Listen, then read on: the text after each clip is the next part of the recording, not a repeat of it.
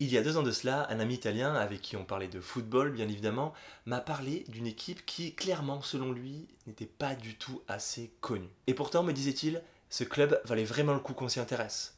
Super public, jeu collectif tourné vers l'offensive, entraîneur expérimenté, jeunes joueurs avec fort potentiel, tout ce qu'il faut pour me plaire. Tout ce qu'il m'a dit m'a poussé à étudier avec un œil nouveau ce club qui m'était jusqu'alors complètement inconnu. Et il faut dire qu'il avait bien raison puisque cette année-là, le club finissait à la 4ème position. Son meilleur classement de ses 57 années passées en première division.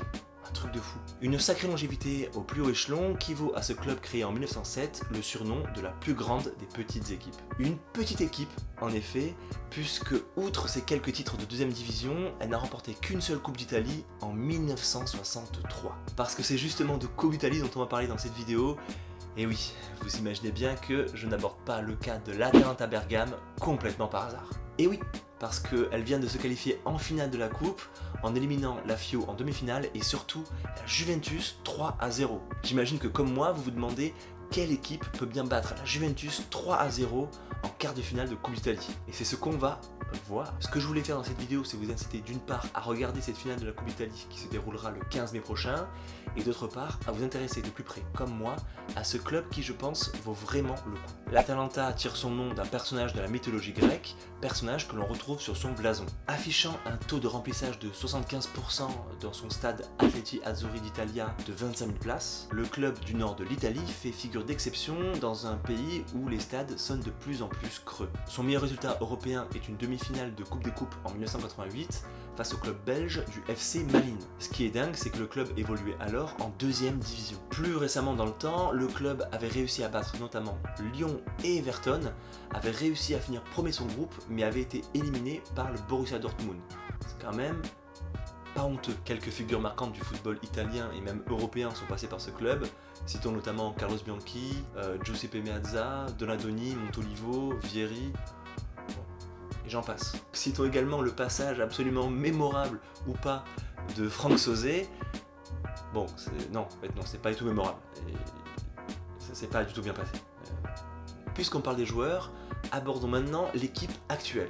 Gasperini, l'entraîneur, passé notamment par le Genoa, aime faire jouer son équipe en 3-4-1-2 avec tous les joueurs qui participent au jeu, y compris le gardien et les 3 défenseurs, ce qui ne se fait pas vraiment en Italie. Un système de jeu qui leur permet très facilement de se retrouver à 6 ou 7 dans la surface adverse. Elle a les latéraux qui jouent le plus haut en Serie A, qui font clairement partie des meilleurs de ce championnat. Mention spéciale au jeune belge Castagne, qui clairement ne restera pas très longtemps à l'Atalanta. Citons également son très impressionnant attaquant Duvan Zapata, 2e meilleur buteur en Serie A, qui combine parfaitement avec le Slovène Ilicic. Lui-même buteur, et c'est pas rien, à 11 reprises. Puisqu'on parle des milieux, il y en a 2 qui attirent mon attention. Tout d'abord Pasalic, qui était déjà passé par Monaco, et le néerlandais De Roon.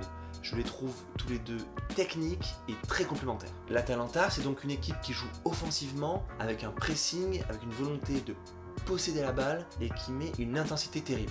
Tout cela contribue, les connaisseurs du football italien, à la comparer à l'Ajax de cette saison et à dire de cette équipe qu'elle a un des meilleurs jeux de Serie A. Tout simplement. Cette finale de Coupe italienne me donne envie de tenter un parallèle entre la Ligue 1 et la Serie A. En effet, en Italie et en France, il y a 2 gros clubs, la Juventus et le PSG, qui surdominent facilement et totalement leur championnat. Et derrière ces 2 gros, il y a une hiérarchie qui peine à s'installer, ce qui laisse la place à quelques équipes pratiquant un jeu offensif. Naples et l'Atalanta en Italie, Lyon et Lille en France, par exemple. 2 gros clubs qui peinent en Ligue des Champions et qui, pour la gagner, ont réussi ces dernières années à recruter des grosses stars internationales. Cela dans des championnats qui attirent de moins en moins de spectateurs et qui pratiquent des jeux finalement assez peu spectaculaires. 2 gros clubs qui cette année ont tous 2 perdu leurs coupes respectives dont ils étaient les détenteurs. Cela fait quand même pas mal d'éléments de convergence et honnêtement je ne sais pas exactement quoi en conclure. Est-ce que ça veut dire que les niveaux de ces 2 championnats en France et en Italie vont se niveler? Est-ce que finalement l'Italie va être rejetée de ce Big Four européen? Je sais pas. Moi j'aimerais vraiment savoir ce que vous en pensez et essayer un peu d'imaginer ce que va être le futur de ces 2 championnats. Voilà, j'ai hâte de vous lire. Quoi qu'il en soit, cette vidéo est déjà terminée. Alors oui, je sais, elle était un petit peu différente des autres, celle-là. Je suis parti d'un sujet d'actualité pour arriver à vous intéresser à un club dont vous avez sûrement jamais entendu parler. Si ça vous plaît, faites-le moi savoir. Allez-y, balancez les commentaires à fond, likez, abonnez-vous, partagez à fond, c'est le secret. Quoi qu'il en soit, on se revoit très vite. moi je vous dis ciao les blaireaux.